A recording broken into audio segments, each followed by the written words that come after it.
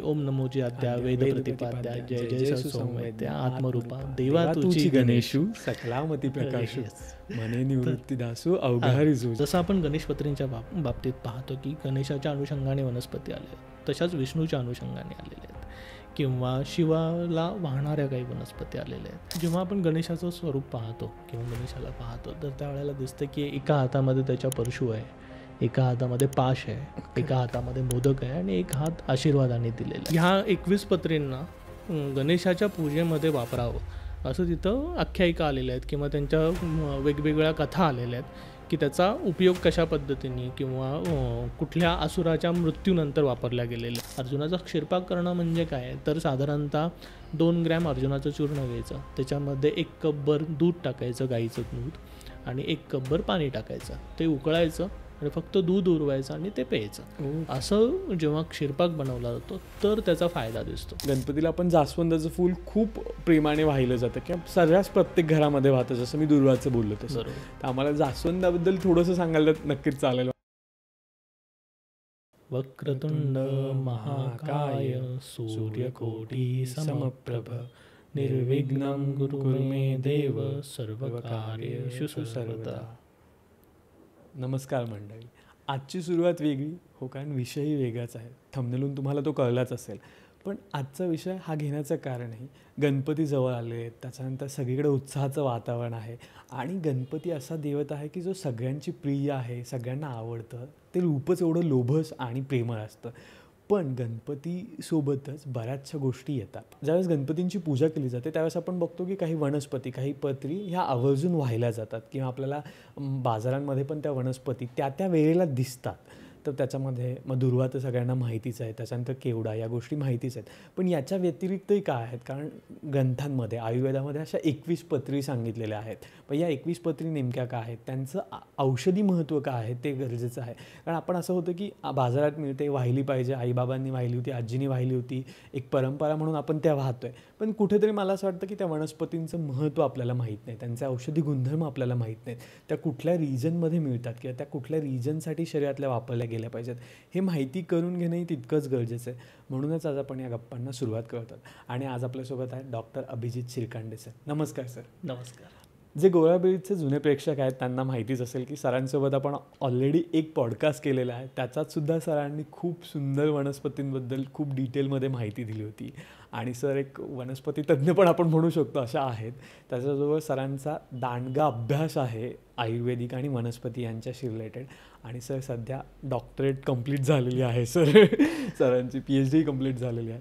तर चला गप्पांना सुरुवात करूयात आणि जाणून घ्यात या 21 पत्रींचं महत्त्व आयुर्वेदिक पद्धतीने, त्यांचे औषधी गुणधर्म आणि ते आपल्याला कसे वापरता आले पाहिजेत, फक्त पूजेसाठीच की बाकीच्या गोष्टींसाठी. सर तुमचं पुन्हा एकदा गोळाबेळी पॉडकास्टमध्ये खूप खूप स्वागत आहे.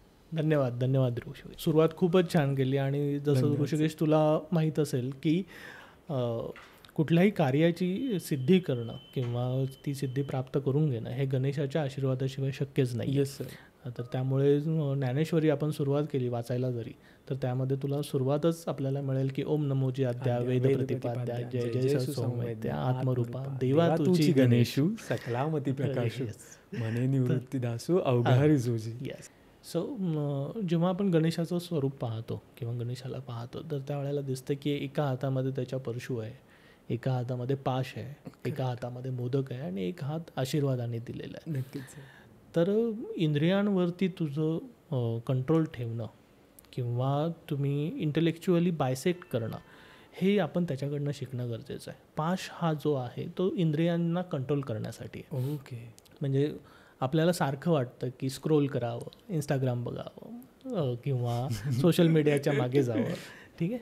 तर हे कुठंतरी कंट्रोल होणं गरजेचं आहे. ते आपण गणेशाकडनं शिकू शकतो की ते पाशाच्या स्वरूपात आपल्याला इंटेलेक्ट दिलेलं आहे आणि त्या इंटेलेक्टनी आपण एखादी गोष्ट योग्य आहे का अयोग्य आहे हे ठरवणं हे त्या परशूच्या स्वरूपात बघू शकतो. ओके. त्यानंतर एका हातामध्ये मोदक आहे, म्हणजे पूर्ण ज्ञानाचं जे अमृत आहे ते मोदकाच्या स्वरूपात आहे. जे काय वाचतात त्याचं विद्या, वितर्क, विज्ञान ह्याच्यावरती तुम्ही विचार करायला हवा आणि पूर्णतः त्यातनं जो सार होईल ते म्हणजे ते मोदक आहे, ते तुम्ही प्राशन करायला हवं.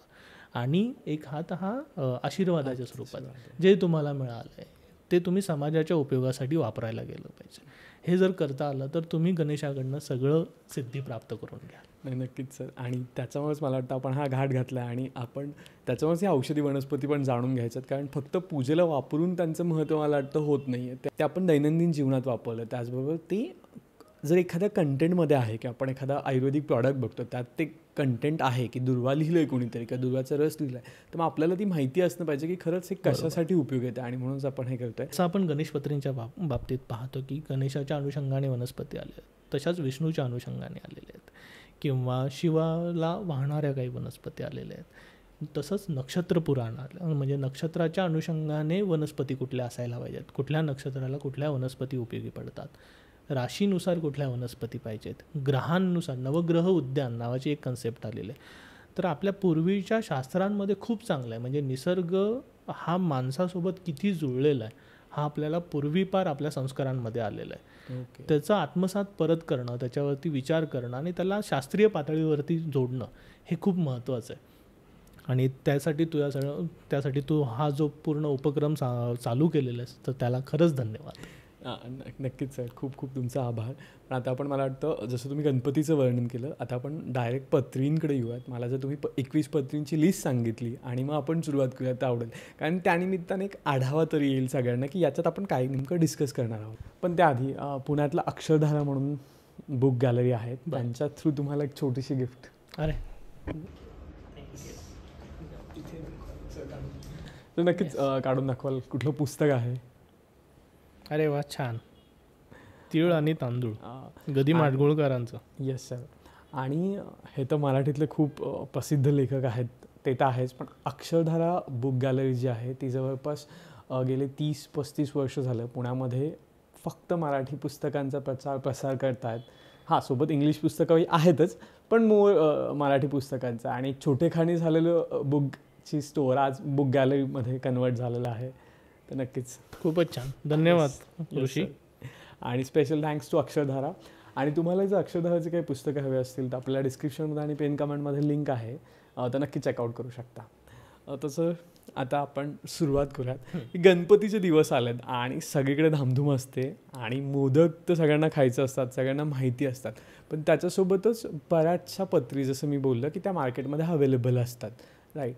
तर त्याच्याविषयी तुमचं काय मत आहे? म्हणजे त्या वनस्पती आत्ता असं होत चाललं की फक्त आपण पूजेपुरत्या वापरतोय, इतर वेळी त्या तितक्या दिसत नाहीत. आणि पूजेच्या वेळेस आपल्याला मग असं वाटतं अरे 10 रुपयालाच दुर्वाची जुडी आहे किंवा हे आहे आणि मग ते लागतंच का, किंवा त्याचं खरंच काय गुणधर्म, हे सगळं जाणून घ्यायचं. आपण थोडंसं आधी काय काय वनस्पती असतात त्याची लिस्ट जाणूयात आणि मग पुढे सुरुवात करूयात. मला वाटतं 21 पत्री, मेनली 21 पत्री वापरल्या जातात आणि काही ठिकाणी 24 पत्रींचं पण वर्णन आलेलं आहे. मुख्यत्वे करून जेव्हा आयुर्वेद आणि बाकी धर्मशास्त्र आपण जेव्हा पाहतो तर या सगळ्यांची उत्पत्ती ही वेदांपासूनच आहे. नक्कीच आहे. आणि आयुर्वेद हा उपवेद म्हणूनच मानला गेलेला आहे. गुरुचरित्र जर तू वाचलं असेल तर त्याच्यामध्ये त्याला ऋग्वेदाचा उपवेद सांगितला आहे आणि मेनली बऱ्याच ठिकाणी अथर्ववेदाचा उपवेद असं म्हणून आयुर्वेदाचं वर्णन आलं आहे. तर त्यामुळं धर्मशास्त्र आणि आयुर्वेद हे एकमेकांशी एकत्र जाणाऱ्या गोष्टी राहतात. तर 21 पत्रींमध्ये वर्णनं बऱ्याच पुराणांमध्ये मिळतात आपल्याला. त्यातल्या मुख्यत्वे करून गणेश पुराण, शिवपुराण किंवा मुद्गल पुराण ही जी पुराण आहेत त्याच्यामध्ये आपल्याला विखुरलेल्या अवस्थेमध्ये पत्रींचं वर्णन मिळतं. एकत्र अशा मिळतात का तर नाही. तर ह्या 21 पत्रींना गणेशाच्या पूजेमध्ये वापरावं असं तिथं आख्यायिका आलेल्या आहेत किंवा त्यांच्या वेगवेगळ्या कथा आलेल्या आहेत की त्याचा उपयोग कशा पद्धतीने किंवा कुठल्या असुराच्या मृत्यूनंतर वापरल्या गेलेले आहेत किंवा कुठल्या पूजेमध्ये वापरल्या गेलेल्या आहेत, अशा पद्धतीने त्यांचं वर्णन आलेलं आहे. पण जेव्हा धर्मशास्त्र हे सांगतं तर त्याच्यामागे नक्की कुठला तरी अजून एक अर्थ असतो. नक्कीच. जसं आपण संस्कृत श्लोक वाचायला लागलो तर त्याचे जसे शब्दार्थ असतात, म्हणजे मूळ जो शब्दानुसार अर्थ निघतो तो. दुसरा असतो गूढार्थ, म्हणजे त्याच्या मागचा अर्थ काय, रीडिंग बिटवीन द लाईन्स आपण म्हणतो. आणि एक असतो भावार्थ. भावार्थ म्हणजे मूळ गाभा काय, मूळ इमोशनल फिलिंग त्याच्या मागचे काय आहेत हे समजणं, म्हणजे त्याचा मूळ अर्थ समजणं असं म्हटलं जातं. म्हणून तू बघितलंस तर ज्ञानेश्वरीचं मूळ नाव हे भावार्थ दीपिका आलेलं आहे. करेक्ट. ठीक आहे, म्हणजे त्याचं भाव त्यामधनं सांगितलेलं आहे. म्हणजे गीतेचा शब्दार्थ आपण समजणं सामान्य लोकांना कठीण जात होतं, त्यामुळं त्याला भावार्थ दीपिका या नावाने ज्ञानेश्वरांनी वर्णन केलं. नक्कीच. सेम तसंच पुराणांमध्ये वेगवेगळ्या अर्थाने वनस्पतींची वर्णनं आलेली आहेत, जेणेकरून लोकांना निसर्गाबद्दल सान्निध्य निर्माण व्हावं, वनस्पतींची लागवड व्हावी, त्यांची काळजी जोपासली गेली हवी आणि निसर्ग आणि मनुष्य हे एकमेकांशी एकत्रित सिम्बिओटिक इफेक्टमध्ये चालणाऱ्या गोष्टी आहेत. तर दोघांना मदत करणाऱ्या त्या राहतात. म्हणजे निसर्गालाही मनुष्याची गरज आहे आणि मनुष्यालाही निसर्गाची सायमल्टेनियसली गरज असावी. तर त्यामध्ये मग ज्या 21 पत्रे आल्यात तर त्यांची नावं मी तुला सांगतो आता. तर त्याच्यामध्ये मुख्यत्वे करून पिंपळ आलेलं आहे, जाई आलेलं आहे, अर्जुन आलेलं आहे, त्यानंतर अर्क म्हणजे त्याला मंदार म्हटलेलं आहे. ओके. त्यानंतर मरवा किंवा मरुबक नावाची वनस्पती आलेली आहे. कण्हेर म्हणून एक वनस्पती आहे ती आलेली आहे. देवदार म्हणून एक वनस्पती आहे त्याचा उपयोग आलेला आहे. डोरली, बोलीभाषेत तिला डोरली म्हणतात आणि संस्कृतमध्ये बृहती म्हणतात. ओके. ठीक आहे. डाळिंब जे आपण वापरतो त्याची पानं वापरली गेलेली आहेत, आघाड्याची पानं वापरली गेलेली आहेत. नंतर विष्णुक्रांता म्हणून एक वनस्पती आहे जी थोडी कॉन्ट्रोवर्शियल आहे, पण बोली आपल्या रेग्युलर महाराष्ट्राच्या पद्धतीमध्ये किंवा जी काही धर्मशास्त्रानंतर वापरली जाणारी वनस्पती आहे ती अपराजिता म्हणजे गोकर्ण. ओके. तर तिचा वापर आहे. त्यानंतर शमी नावाची वनस्पती आहे तिचा उपयोग केला जातो. दुर्वा म्हणून वनस्पती आहे तिचा उपयोग राहतो. तुळस, धत्तूर, बिल्व ह्या वनस्पती आपल्या पूजेमध्ये राहतात. त्यानंतर भृंगराज म्हणून माका म्हणून आपण जी वनस्पती वापरतो तिचा उपयोग केला जातो. निर्गुंडीचा उपयोग केला जातो. त्यानंतर मोगरा, बोराची पानं, बोर जे आपण खाण्यामध्ये वापरतो तर त्याच्याच पत्रांची म्हणजे त्याच्या पानांचा उपयोग हा पूजेमध्ये केला जातो. हादगा, त्यानंतर केवडा ही सगळी पानं आपल्या पत्रीमध्ये आलेली आहेत. ह्याच्यामध्ये थोडंसं मतभेद आहेत. काही ठिकाणी त्याला हादग्याच्या ऐवजी आंबा वापरला गेलेला आहे, काही ठिकाणी शेवगा वापरला गेलेला आहे. म्हणजे ज्या ज्या निसर्गामध्ये ज्या ज्या प्रांतामध्ये लोक राहतात तर तिथं आजूबाजूला असणाऱ्या वनस्पती ज्या अवेलेबल आहेत त्या वनस्पती पूजेमध्ये वापरल्या, भौगोलिक दृष्टिकोनातून त्या वनस्पती वापरल्या गेलेल्या आहेत. जसं आपण पाहिलं की 21 पत्री या वेगवेगळ्या आहेत. मग काही ठिकाणी थोडासा मतभेद होऊन सगळं मिळून साधारणतः 24 ते 25 पत्री वापरल्या जातात. आणि पूजेमध्ये पत्री जेव्हा आपण म्हणतो तर त्यावेळेला पानांचा विचार केला जातो. पत्र म्हणजे पान. ठीक आहे. तर त्यामुळे इथे फुलांचा विचार नाही आहे, इथे पानांचा विचार जास्त आहे आणि पूजेमध्ये वापरली जाणारी पानं म्हणून त्यांना 21 पत्रींचं वर्णन आलेलं आहे. नाही, नक्कीच सर. आता जसं तुम्ही नावं घेतलीत आणि असं होतं की यातली बऱ्याचशा गोष्टी आपण ऐकलेल्या असतात की आता जो सोशल मीडियाचा जमाना आहे का जिथे आपण थोडंसं आयुर्वेदिक गोष्टींकडे वळतो तिथे यातल्या बऱ्याचशा गोष्टींची नावं आपण कधी ना कधी ऐकलेली असतात. पण आता बेसिकली जे सगळ्यांना माहिती असतं ते म्हणजे जसं तुम्ही सांगितलं की दुर्वा, मला वाटतं पण दुर्वापासूनच सुरुवात करावी. कारण दुर्वा हा असा आहे की म्हणजे गणपतीच्या पूजेला मस्तच आहे असं मानलं जातं बेसिकली. किंवा त्या खेड्यापाड्यापासून ते शहरातले सगळे लोक दुर्वा आणतात किंवा तो वाहिला जातो. मग दुर्वाचं असं काय सिग्निफिकन्स आहे म्हणजे पूजे व्यतिरिक्त किंवा औषधी गुणधर्मानुसार? ही पाहिली तर ही दुर्वा नावाची वनस्पती आहे. Yes sir. ठीक आहे. मी मुद्दामून घेऊन आलो वनस्पती कारण बऱ्याच ठिकाणी वनस्पतींबद्दल कन्फ्युजन राहतं, त्यामुळे म्हटलं लोकांना समजून जाईल. तुम्ही स्टुडिओमध्ये असतात तर तुम्हाला दिसलं असतं आम्ही असं पूर्ण खाली पॅसेज लावलं. मी जमलं तर एक त्याचा BTS नक्की टाकेल इथे आणि सगळ्या वनस्पती आपण लावलेल्या आहेत. येस. सो मुख्यत्वे ह्याच्या मागे एक खूप चांगली कथा आलेली. अनलासूर नावाचा राक्षस होता.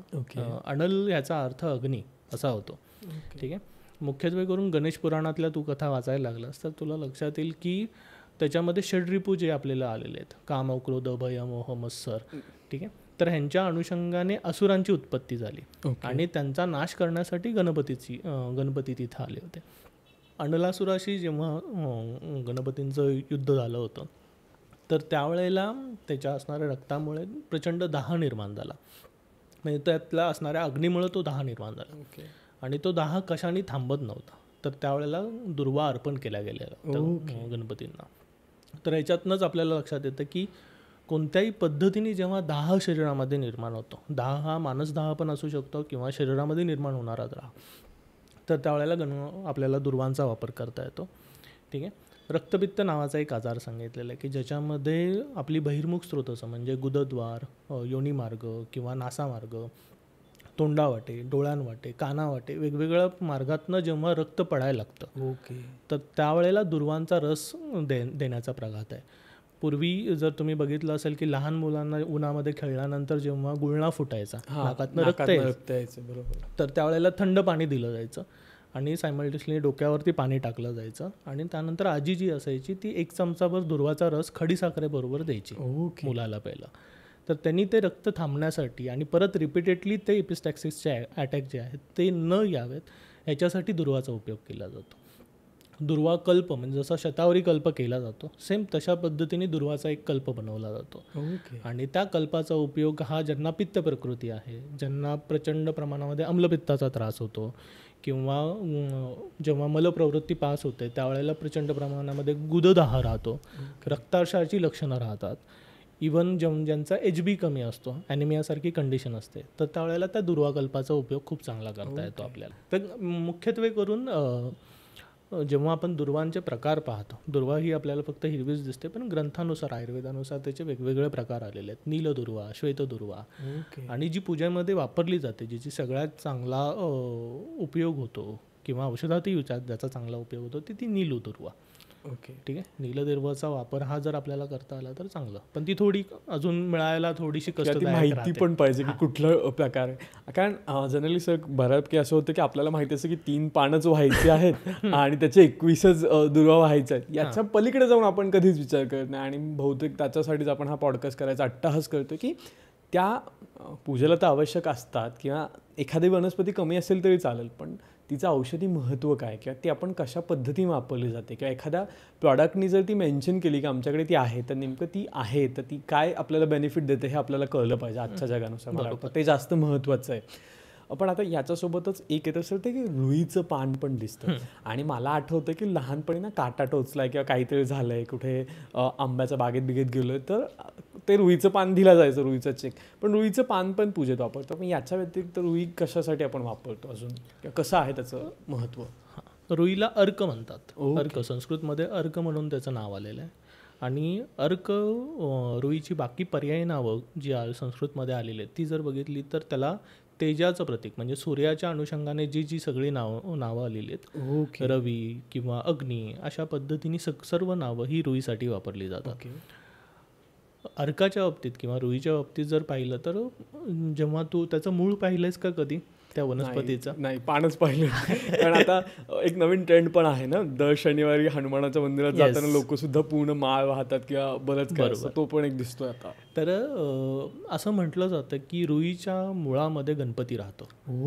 जेव्हा आपण त्याची मुळं काढतो, म्हणजे आम्ही जेव्हा औषधी गोळा करण्यासाठी जातो आणि जेव्हा मुळं काढतो तर त्यावेळेला पूर्वी पूजा केली जाते. म्हणजे वनस्पतीला हात लावण्याच्या अगोदर त्यांची परवानगी घेणं, त्याची पूजा करणं हे खूप महत्त्वाची गोष्ट आहे. आणि त्याच्यानंतर आपण जेव्हा खोदतो तर त्यावेळेला रुईच्या मुळांचा आकार हा गणपतीसारखा दिसतो. आणि त्याचा उपयोग जर पाहिलास तर आक्षेपक ज्वर नावाचा एक प्रकार आलेला आहे, जो आयुर्वेदात वर्णन आहे, ज्याचं आपल्याला आत्ताही मिळतं. फेब्राईल कन्व्हर्जन म्हणजे ज्याच्यामध्ये ताप आल्यानंतर लहान मुलांमध्ये आचकी निर्माण होते, आकडी येतात. आणि तिथून मग इपिलेप्सीचा त्रास किंवा त्याला हिंदीमध्ये मिरगी म्हणतात, तर ह्या पद्धतीचा त्रास हा सुरू व्हायला लागतो आणि तो त्रास हा तापानंतर सुरू झालेला असतो. तर ह्या कंडिशनमध्ये अर्काचं मूळ वापरायला सांगितलं आहे, खूप चांगला त्याचा फायदा होतो. त्याच्यानंतर अर्काच्या पानांचा उपयोग हा संधिवातामध्ये, आमवातामध्ये केला जातो. तीक्ष्ण असतात थोडी पानं, त्यामुळं काळजीपूर्वक करावा लागतो त्याचा उपयोग. त्यानंतर उदर नावाचा एक आजार असतो, ज्याला आपण बोलीभाषेत असं म्हणतो की पोटामध्ये पाणी साचणं. तर त्यावेळेला अर्काच्या पानांनी शेक दिला जातो. म्हणजे पोटाला जो शेक असतो किंवा पट्टबंधन केलं जातं, पोटाला बांधलं जातं, तर त्याच्यावरती अर्काची पानं लावली जातात.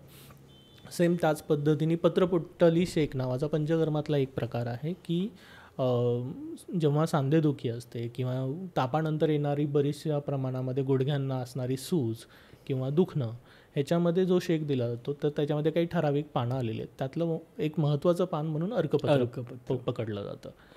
अर्काची फुलं जी असतात तर ती त्याला रक्तार्क, मेनली गणेशपत्रींमध्ये जी वर्णन आलेली आहेत ते मंदार नावाच्या अर्काचं आलेलं आहे. अर्काच्या 2 व्हरायटी मिळतात, एक पांढऱ्या फुलांची मिळते आणि एक पिंकिश कलरचं असतं, पिंक आणि निळसर असं राहतं, तर त्याला मंदार म्हणतात. आणि त्याची पानं व्हावीत.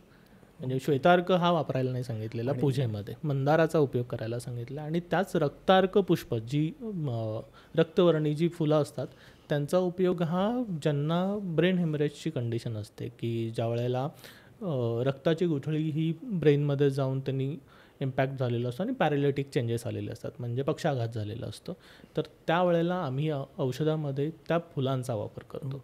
तर अशी खूप उपयोगी आलेले आहेत की ज्याच्या पानांचा उपयोग होतो, फुलांचा उपयोग होतो. अर्काची जी फळं असतात जर तू बघितलंस तर त्याच्यामध्ये एक लहानपणी तू बघितलं असेल ते ओपन करून कापूस तयार होतं. तर त्या कापसापासून उशी बनवतं. आणि ज्यांना आमवाताचा जे पेशंट हे संधिवातामुळे आमवातामुळे बेड रिडन असतात, त्यांना चालणं फिरणं काहीच जमत नाही आणि झोपूनच असतात, तर अशा लोकांना गादी बनवणं, उशी बनवणं त्या कापसाची आणि त्याच्यावरती झोपायला सांगणं असा उपयोग आलेला आहे. आणि हे करून बघितलं तर त्याचा फायदाही दिसतो आपल्याला तसा चांगला. दाखवली नाही. यस. तर ही अर्क नावाची वनस्पती अशी दिसते रुई. रुई ही दिसायला अशी दिसते. तर तिला अर्क म्हणायचं कारणही आहे. अलर्क विषावरती चालणारी ती अर्क. ठीक आहे. अलर्क म्हणजे श्वानदंश, म्हणजे कुत्रा चावल्यानंतर जे रेबीसारखे आजार होतात. तर पूर्वीच्या काळी जेव्हा वॅक्सिन होण्याच्या अगोदर काही वनस्पती वापरल्या जायच्या, तर त्यामध्ये अर्क ही त्यातली एक वनस्पती आहे. याच्यावरती अजून रिसर्च व्हायला हवा, कारण पूर्वी आपल्याकडे वॅक्सिन्स नव्हते, पण तेव्हाही काही वनस्पती वापरून विष उतरवली जायची किंवा कमी केली जायची.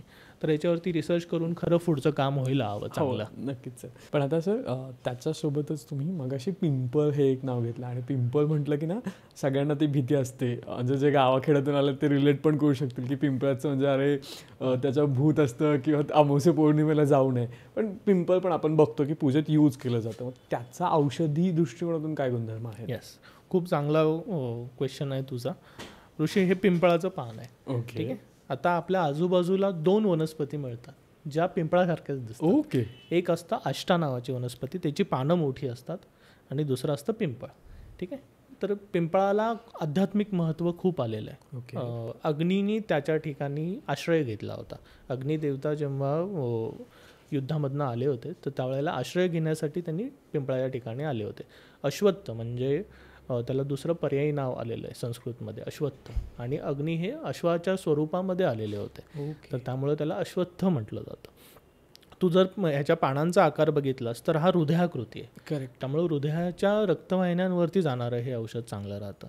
त्यानंतर आपण एक अश्वत्थपत्र भोजन नावाचं एक औषध आपण लहान मुलांना देतो, ज्याच्यामध्ये बुद्धी, स्मृती, एकाग्रता, ऑटिझमसारखी लक्षणं असतील किंवा ADHD सारखा त्रास होत असेल किंवा डाऊन सिंड्रोमचे जे मुलं असतात, म्हणजे गतिमंदता असेल, मतिमंदता असेल, ह्याच्यामध्ये आपण अश्वत्थपत्र नावाचं एक औषध करतो, ज्याच्यामध्ये दर रविवारी सकाळी, म्हणजे तो आदित्यवार असतो, सूर्याचं तेज त्यावेळेला असतं, दुपारच्या वेळेला साधारणतः 11 ते 12च्या दरम्यान यांना पिंपळाच्या पानावरती जेवायला द्यायचं. आणि त्यामध्ये टाकायला थोडीशी औषधं दिली जातात.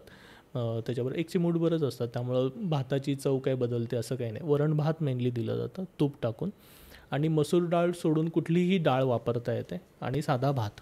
नुसतं जरी पिंपळाच्या पानावर जेवायला दिलं तरी ह्याचा फायदा चांगला दिसतो. ह्यानी मुलांची चिडचिड कमी होते, एकाग्रता वाढायला लागते.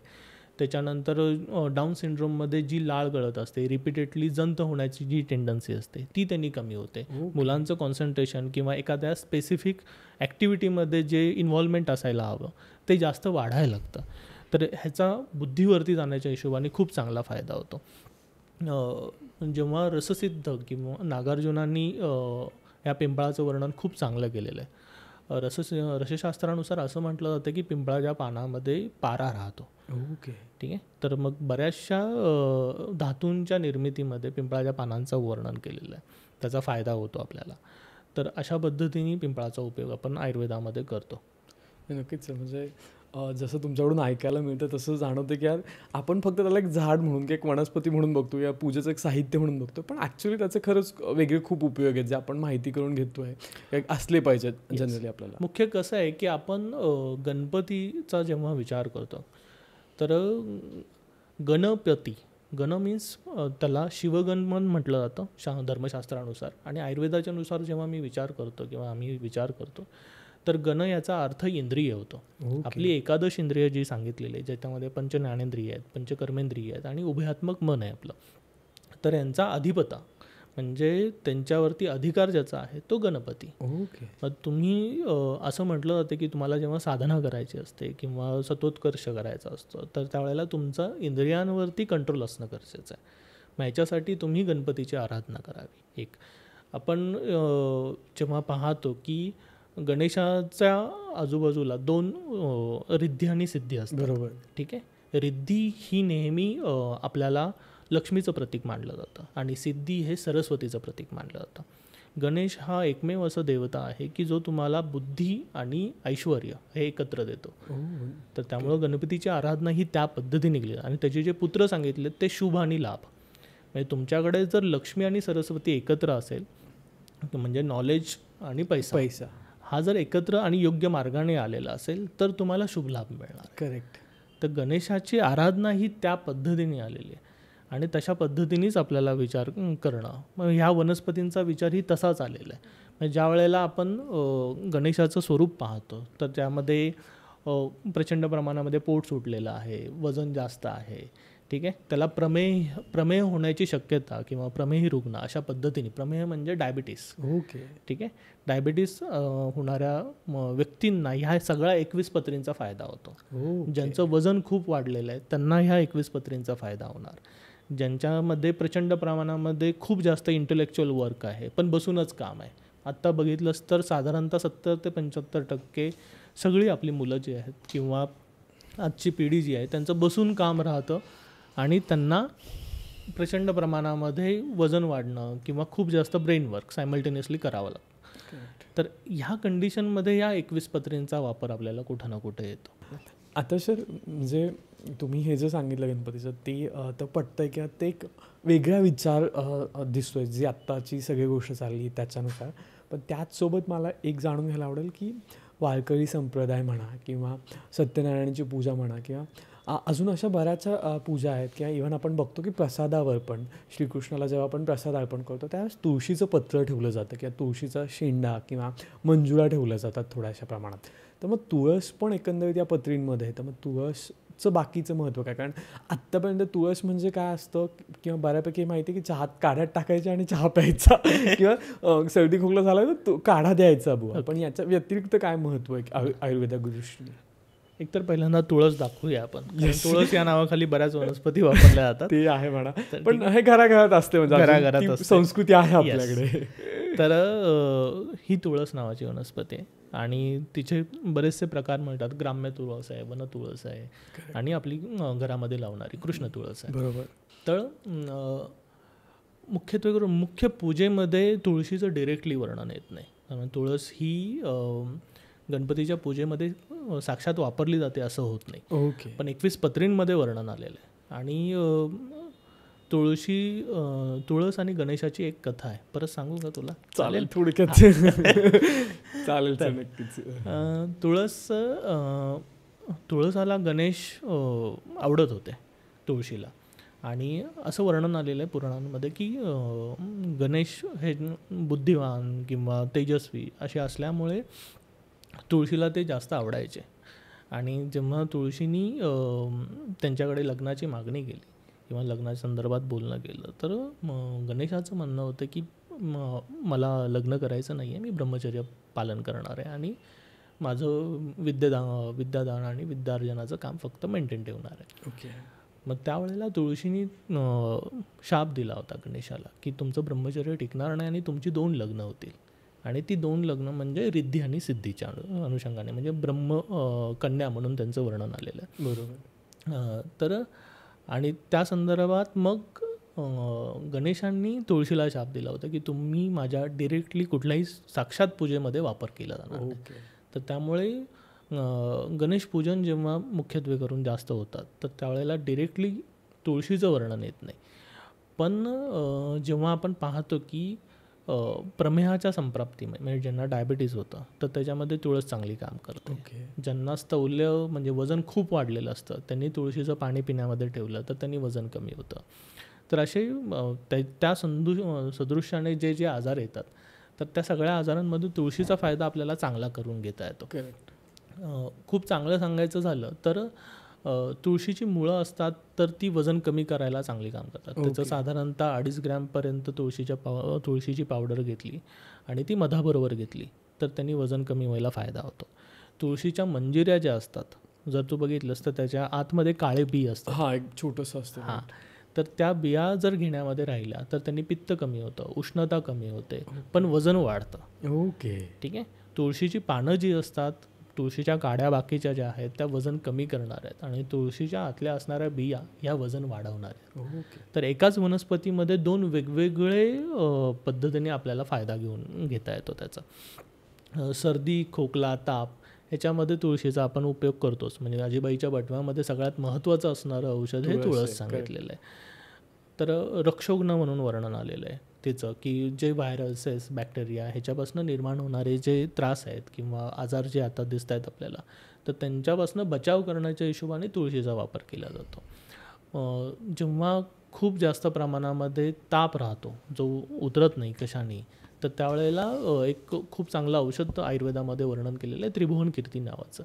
तर त्याच्यामध्ये तुळशीच्या रसाची भावना दिली गेलेली आहे. तर अशा पद्धतीने तुळशीचे खूप सारे गुणधर्म आहेत. आपण त्याच्यावरती बोलत राहिलो तर मग पूर्ण दिवस जाईल. पण मग आपण पुढच्या वनस्पतीकडे जाऊया वाटल्यास. नाही, नक्कीच सर. हां, तर आणि पूर्वी जर तू बघितलंस म्हणजे आपल्या पूर्वी जी आपली अंगणाची घरं असायची, बरोबर आता आपण फ्लॅट सिस्टीममध्ये ते खूप अवघड होतं, पण पूर्वी अंगणाची घरं जेव्हा असायची तर तुळस आपल्या दारामध्ये असायची. करेक्ट.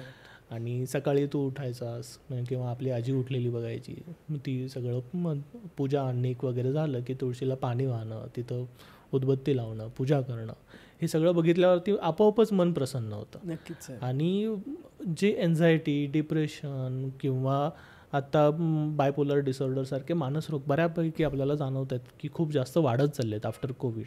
तर हे ते वातावरणच, त्या वातावरणामध्ये तुम्ही गेला किंवा तुळशीच्या जवळ गेला की तुम्हाला स्वतःहून चांगलं वाटायला लागतं. अशा खूप वनस्पती आहेत की ज्या तुमच्या सान्निध्यामध्ये आल्या की तुम्हाला बरं वाटतं.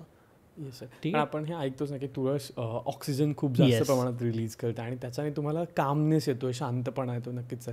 आता जसं तुम्ही म्हणालात ते थोडंसं नाही आहे आपल्या फ्लॅट सिस्टीममध्ये, पण हे आपण ऐकलं की तुळशीने आपल्याला कामनेस येतो आहे किंवा आपल्याला निगेटिव्ह एनर्जीपासून आपण दूर राहतो. कारण आपण शुभम करोती म्हणताना पण तेच म्हणतो की देवा जरी दिवापाशी लावलं तर उजेड आमच्या तुळशीपाशी, म्हणजे Yes, आमच्या बरोबर. दारात उजेड पडलेला आहे. नक्कीच. पण आता सर त्याच्यासोबत एक येतं सर गोकर्ण म्हणून पण आपण बघतो. हो. आणि आता श्रावणात किंवा ह्याच्यात बऱ्यापैकी ते पण वापरलं जातं की त्याची फुलं दिसतात आपल्याला वापरताना. पण त्याचा काय औषधाचं आहे? कारण आत्ता सध्या एक त्याचं आपण सोशल मीडियावर बघतो की गोकर्ण घालून चहा केला जातो किंवा ते पाणी उकळून पिलं जातं. बरं. पण याच्या व्यतिरिक्त काय गुणधर्म आहेत? तर ही गोकर्ण नावाची वनस्पती आहे आपली, जिला आपण अपराजिता म्हणतो. Okay. अपराजिता म्हणजे जी कशापासून पराजित होऊ पराजित शकत, होत नाही. ती अपराजिता. ओके. तर गोकर्णाचा उपयोग हा आध्यात्मिक तर आहेच, पण स्वाभाविक आयुर्वेदामध्ये जेव्हा आम्ही त्याचा विचार करतो तर मेध्य म्हणून गोकर्णाचं वर्णन आलं आहे. तिचं Okay. संस्कृत नाव हे शंखपुष्पी म्हणून म्हटलं जातं. शंखपुष्पी म्हणजे तिची फुलं जी आहेत ती शंखाच्या आकाराची पाहिजे. रचना तशी असते. बरोबर. ठीक आहे. हो. तर तुम्ही जर त्याची फुलं बघितली, जर ती ब्लूइश कलरमध्ये असतात, काही पांढरी असतात, तर ती पूर्ण शंखासारखी दिसतात, म्हणून तिला शंखपुष्पी म्हटलं जातं. आणि त्याच्या बिया ह्या मेध्य सांगितलेल्या आहेत, म्हणजे बुद्धी वाढवण्यासाठी अपराजिताचा उपयोग, अपराजितांच्या बियांचा वापर करता येतो. ओके. अपराजिता ही ज्वरामध्ये वर्णन, म्हणजे ज्यांना ताप येतो त्याच्यामध्ये वापर करता येतो. नंतर तू जे चहाचं म्हटलास तर ते नो डाऊट अँटीऑक्सिडंट आहेत. आणि थायलंड किंवा या बाजूला तू गेलास तर तिकडे जेव्हा भात बनवला जातो तर त्यावेळेला तो बनवताना ह्याच्या पाण्यामध्ये बनवायची प्रघात आहे. ओके. तर त्यांनीही त्याची टेस्ट बदलणं किंवा त्याचा फायदा, अँटीऑक्सिडंट अजून जास्त प्रमाणामध्ये प्रिझर्व करणं, ह्याच्यासाठी त्याचा उपयोग केला जातो.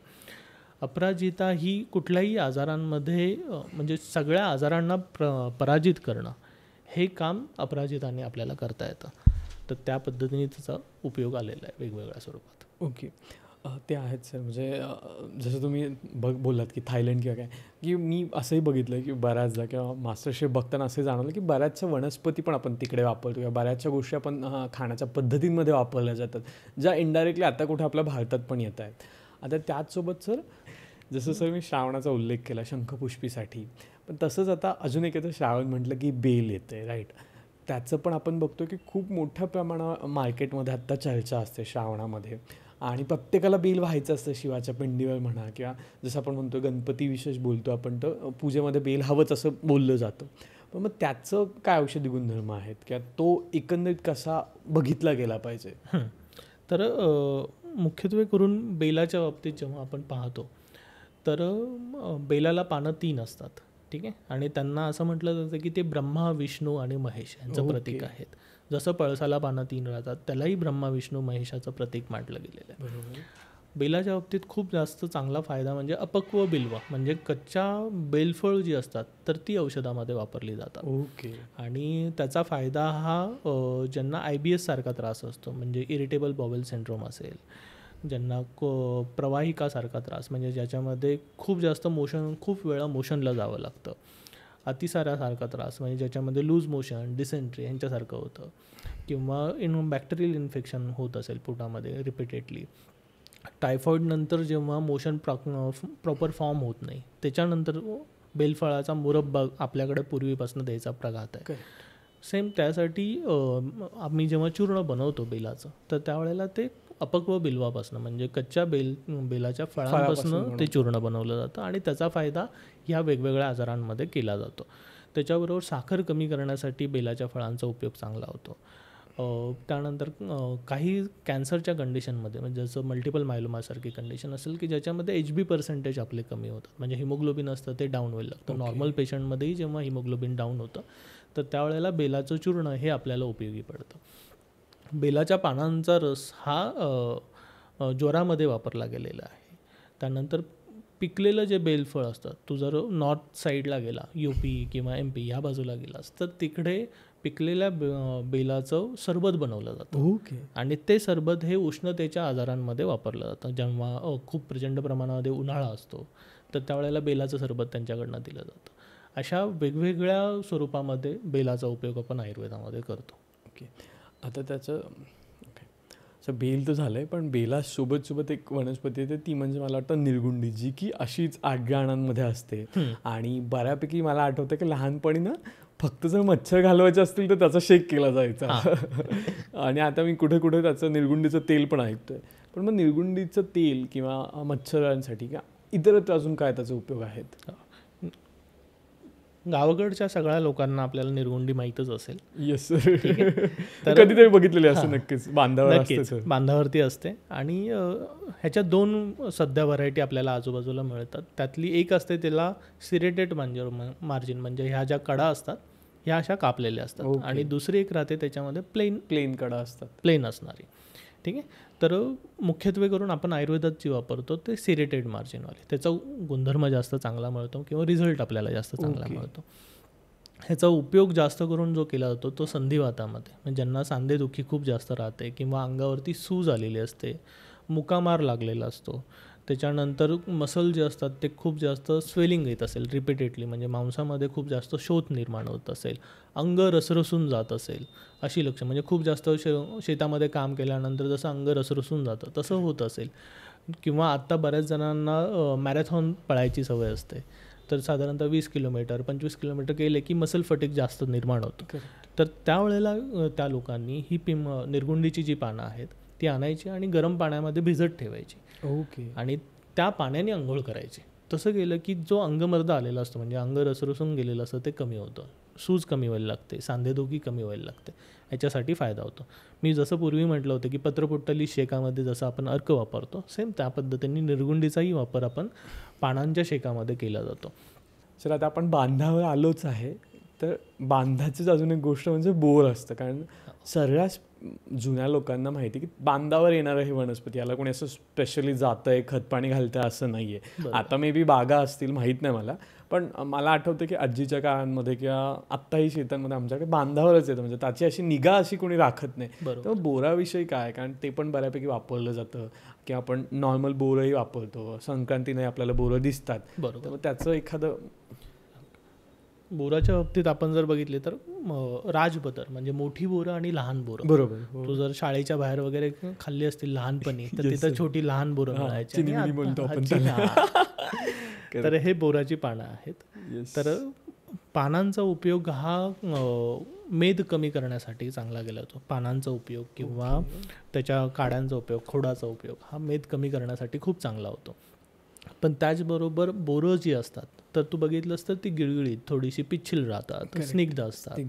तर ती शुक्र वाढवण्यासाठी, ज्यांना वाजीकरणाची चिकित्सा अपेक्षित असते, ज्यांचं शुक्राणूंचा काउंट हा कमी असतो, तर त्याच्यामध्ये शुक्र वाढवण्याच्या हिशोबाने बोरांचा उपयोग चांगला करता येतो. त्यामध्येही मोठी बोरं वापरावीत, ती त्याचा उपयोग जास्त चांगला होतो.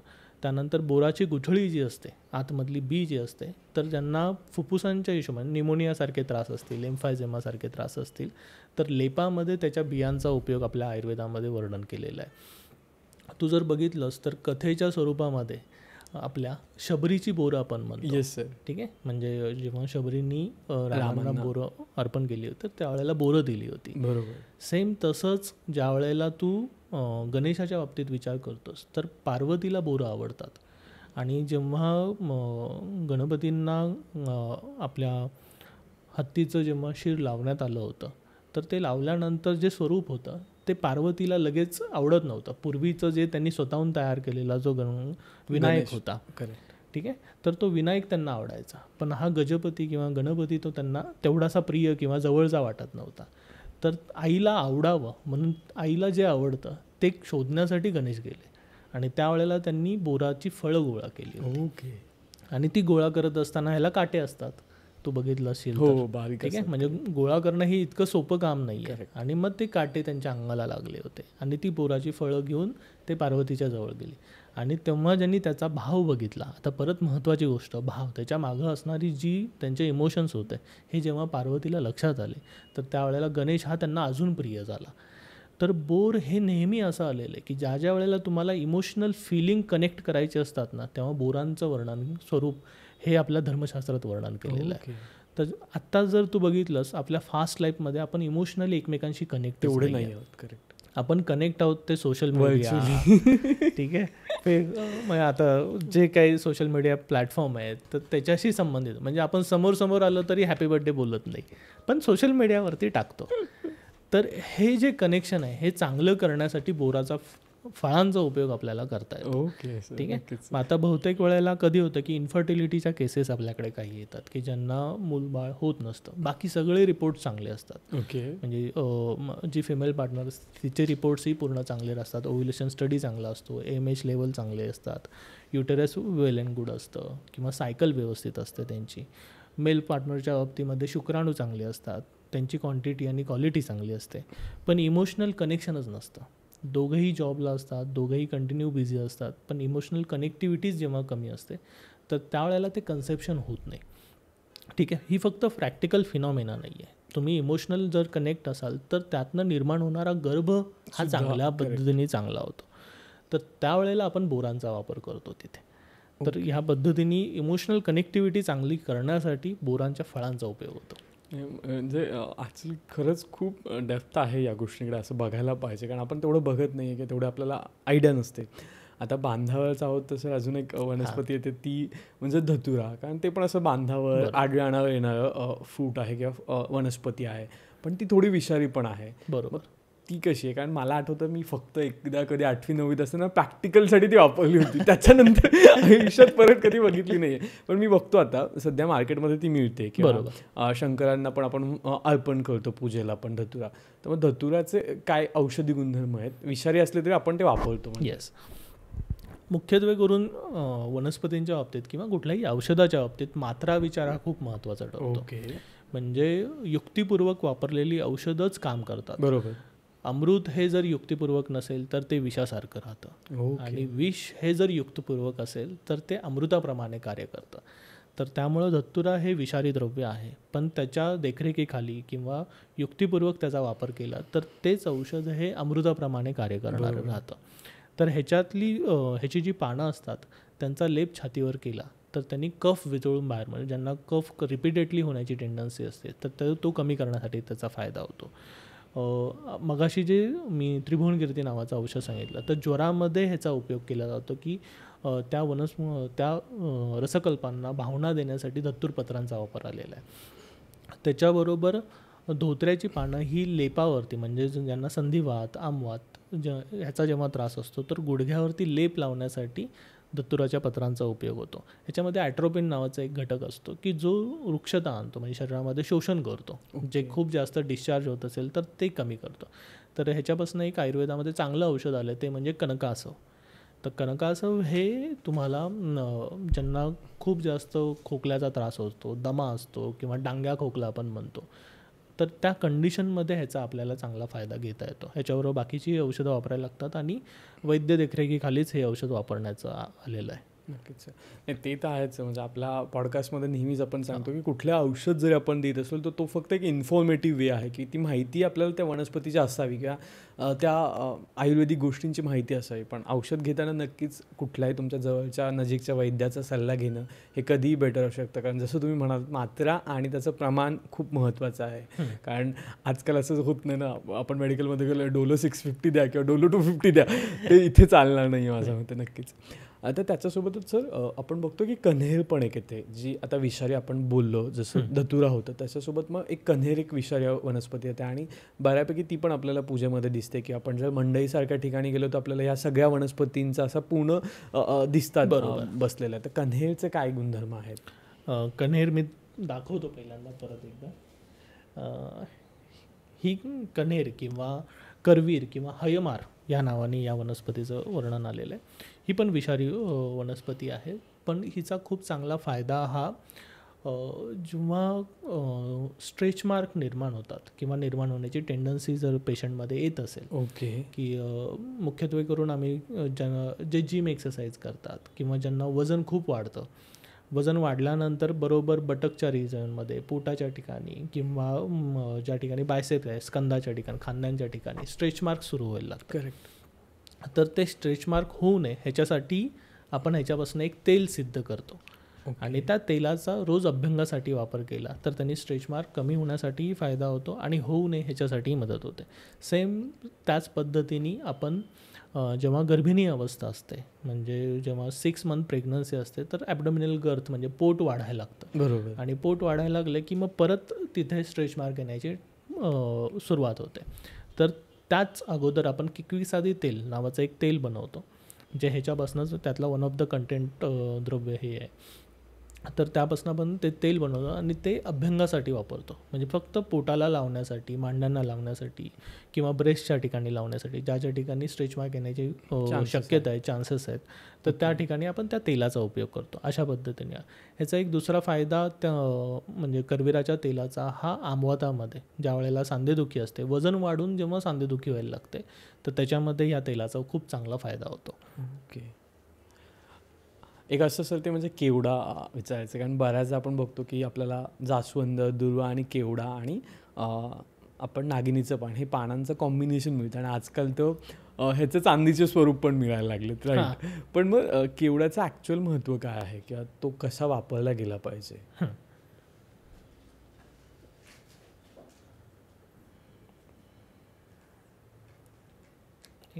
तर हे केवड्याचं पान आहे. करेक्ट. ठीक आहे. आणि केवड्याची फुलं असतात ना, तर ती अशी पिवळसर अशी दिसतात आपल्याला. तर केवड्याचा उपयोग हा पूर्वीच्या काळी विषाच्या चिकित्सेमध्ये, सर्पविषाच्या चिकित्सेमध्ये केला जायचा. त्याच्याबरोबर केतक्यादी तेल नावाचं एक तेल वर्णन केलेलं आहे की जे खूप जास्त आर फॅक्टर वाढलेला असतो, म्हणजे रुमॅटॉइड आर्थरायटिस जेव्हा असतो आणि आर फॅक्टर खूप जास्त वाढून जेव्हा सांध्यांमध्ये वक्रता येते, म्हणजे सांधे असतात ते वाकडे व्हायला लागतात, तर त्यावेळेला ह्या तेलाचा अभ्यंग करायला सांगितलेलं आहे. त्याचा फायदा खूप चांगला आपल्याला दिसतो. तर अशा पद्धतीने केवडा आपल्याला वापरता येतो. आणि सर सगळ्यात सुरुवातीला तुम्ही एक जाई बोलला होता, राईट? कारण आपण त्याचं आपल्याला फक्त माहिती की ती फुलं छान दिसतात एवढंच आपल्याला माहिती, की ती बारीक फुलं असतात, नाजूक असतात आणि आपण बोलतो ना प्राजक्ताचा, जाईचा सडा छान दिसतो अंगणात. पण आता जाईचं काय औषधी महत्त्व आहे? हे कुंद आणि वेगवेगळ्या व्हरायटी आहेत त्या. ओके.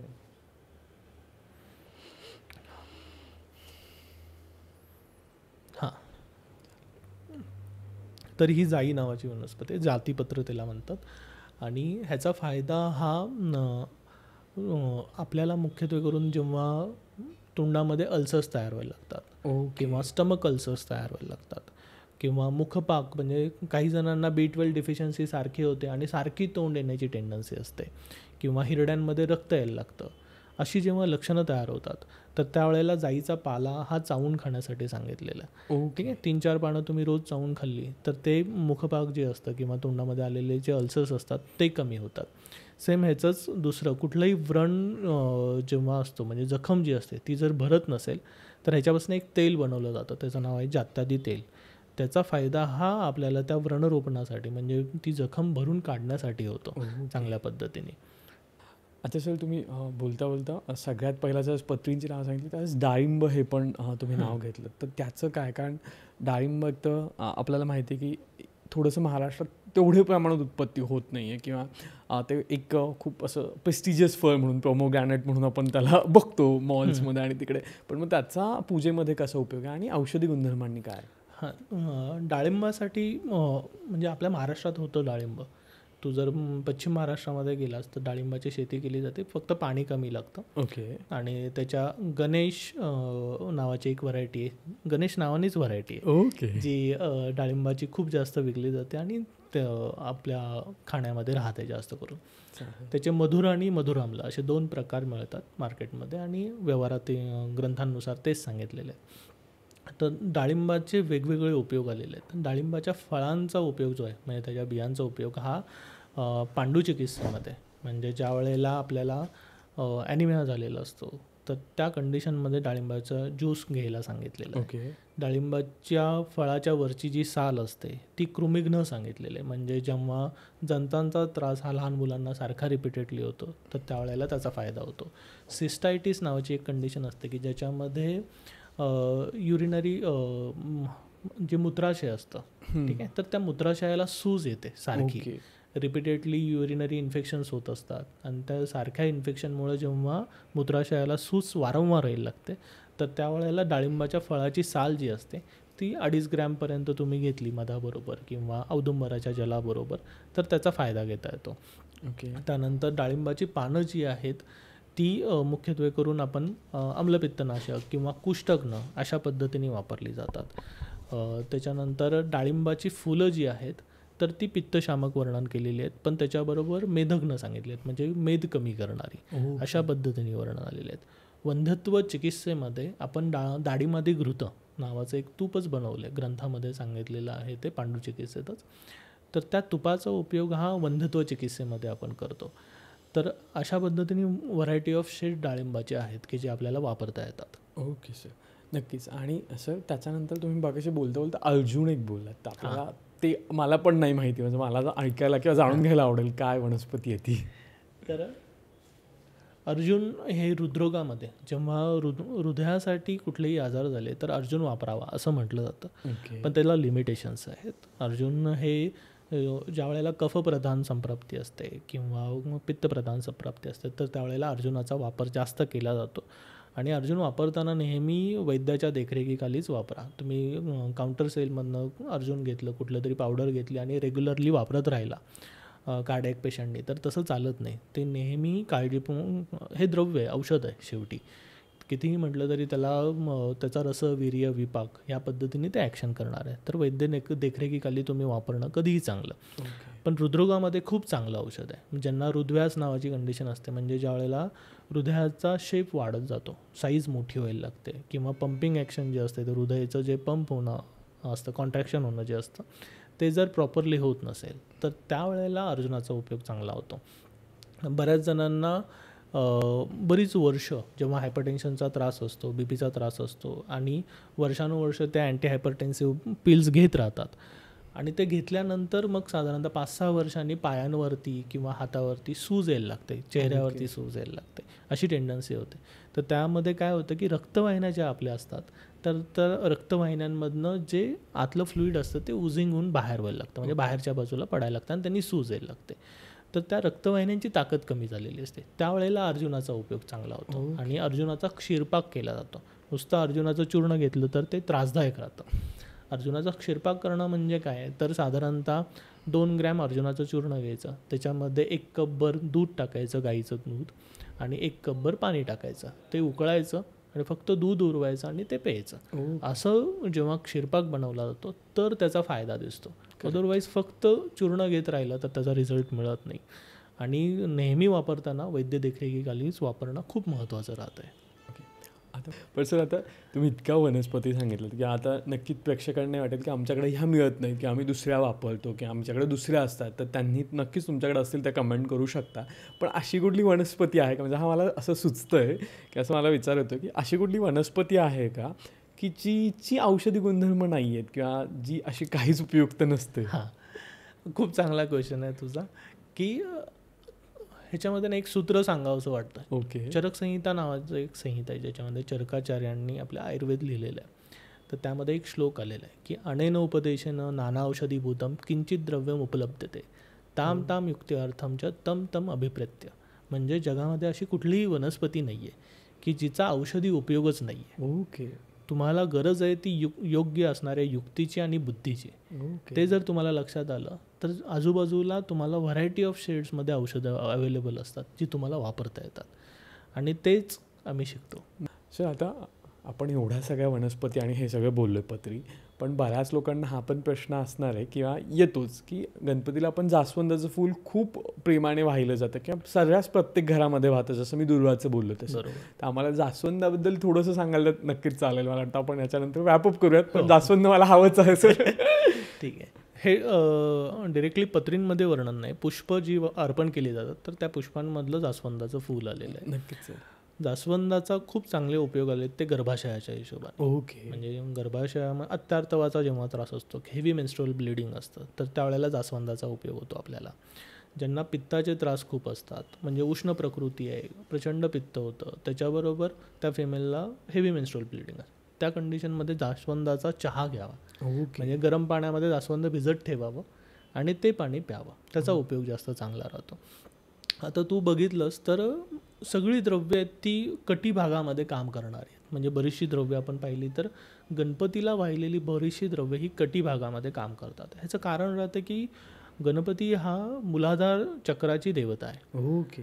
ठीक आहे. मूलाधार चक्र हे पहिलं चक्र आहे की जो पूर्ण षटचक्रांना आधार देतं, शरीराला, मनाला, बुद्धीला, आत्म्याला यांना आधार देणारं ते चक्र आहे. नक्कीच. आणि त्या ठिकाणी म्हणजे गणपतीला वाहिलेली सगळी द्रव्य ही मूलाधार चक्राच्या आसमंतामध्ये जे जे अवयव आहेत तर त्या अवयवांवरती काम करतात. मग तिथं गर्भाशय आलं, तिथं रेक्टम आलं म्हणजे गुदाशय आलं, तिथं म्हणजे मलाशय आलं किंवा मूत्राशय आलं, ह्या सगळ्या आसमंतामध्ये असणारे अवयव आहेत तर त्या अनुषंगाने त्या वनस्पती काम करतात. इतका हा त्यामध्ये धर्मशास्त्र आणि आयुर्वेद एकमेकांशी मिळजुळून राहणारे शास्त्र आहेत. आता सर, सगळ्यात शेवट मी म्हणतो, पण मला पुन्हा एकदा एक आठवतं आहे की हा प्रश्न प्रत्येकाला पुन्हा पडेल मला वाटतं जे बघतात आपले प्रेक्षक त्यांना, की आंबा हा पण आहे ना एक मेजर वनस्पती किंवा एक पान वापरलं जातं. म्हणजे आपण शुभकार्य असू द्यात किंवा दाराला हार लावायचं असेल तरी आपण मराठी माणसांमध्ये स्पेसिफिकली आंब्याचं पानं यूज करूनच तोरण लावतो. म्हणजे पूर्ण फुलांचं तोरण नाही लावत. किंवा आपण सत्यनारायणाची पूजा असू द्या तिथे आपण आंबा लावतो, की आता गणपतीचंच घेतो त्यावेळेस आपण कलशात नारळ ठेवतो तर बऱ्यापैकी आंबा लावतो. म्हणजे काही लोक नागिनीची पानंही लावतात, पण आंब्याची पानं मेजरली लावली जातात. तर मग आंब्याच्या पानांचा किंवा एकंदरीत आंब्याचा काय आहे? आंबा हे सगळ्यांना आवडणारं फळ आहे. हो, ते तर आहेच. ठीक आहे. पण त्याचे गुणधर्मही तेवढेच आहेत, वास्ट आहेत. म्हणजे प्रत्येक पार्टचा उपयोग आपल्याला मिळतो. म्हणजे पंचपल्लवांमध्ये आंब्याची पानांचं वर्णन आलेलं आहे. मग ज्या वेळेला रक्तार्श असतं, ज्या वेळेला रक्तातिसार असतात, म्हणजे स्थूल आणि त्यातनं रक्त पडत असेल तर त्यावेळेला त्या पानांचा उपयोग आपल्याला करता येतो. मग त्याच्यामध्ये तुम्ही त्याचा स्वरस घेऊ शकता चमच्यावर, किंवा गरम पाण्यामध्ये ती पानं टाकून ते पाणी नंतर गाळून घेऊ शकता, त्याचा उपयोग होतो. आंब्याची जी फळं असतात म्हणजे आंबा जो असतो आपला, तर तो पिकल्यानंतर वजन वाढवण्यासाठी म्हणजे असं म्हटलं जातं की त्या 3 महिन्यामध्ये म्हणजे एप्रिल टू जूनपर्यंत जेवढं लहान मुलं जेवढा आंबा खातील तर त्यातनं जी निर्माण होणारी व्याधी क्षमता असते प्रतिबंध निर्माण करण्याच्या हिशोबाने, तर ती इम्युनिटी ही ओव्हरऑल वर्षभर काम करते. ओके. तर तेवढं त्याचं गुणधर्म राहतात. आंब्याची कैरी जी असते त्याचं पन्हं बनवतात. ते पन्हं हे पित्त कमी करणारं, उष्णता कमी करणारं, उन्हाळ्यामध्ये जो वृक्षता आलेली असते ती कमी करण्याच्या हिशोबाने आपल्याला फायदेशीर राहते. आंब्याची साल ही कावीळ कमी करण्यासाठी वापरली जाते.